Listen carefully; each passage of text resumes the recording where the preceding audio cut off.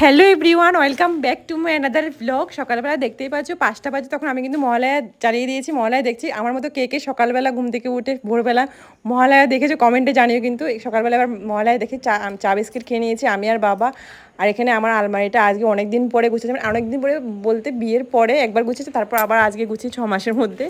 সবসময় আছে না জামা কাপড় নিয়ে বের হয়ে যায় ফুটহাট করে, আবার এনে ঢুকিয়ে দিই, কিন্তু গোছানো হয় না ঠিকভাবে। কিন্তু আজকে ভালোভাবে আলমারিটা গুছালাম, দুটোই আমার পার্ট আর বরের পার্ট দুটোই গোছালাম।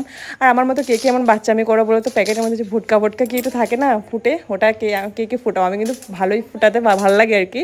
যাই হোক, এখানে দেখো খাটটাট পুরো অগোছালো, আর এখন দেখো গুছিয়ে নিয়েছি সব কিছু।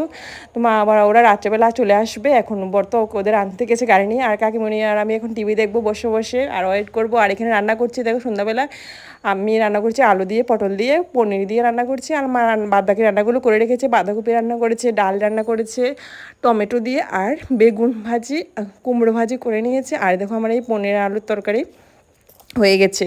আর দেখো তখন 10:30 বাজে, মা ওরা কিন্তু চলে আসলো মহালয়ার দিন, একদম একদম দেবীপক্ষের শুরুতে আমার দেবী মা চলে আসলো। আর আমি তো খুব খুশি।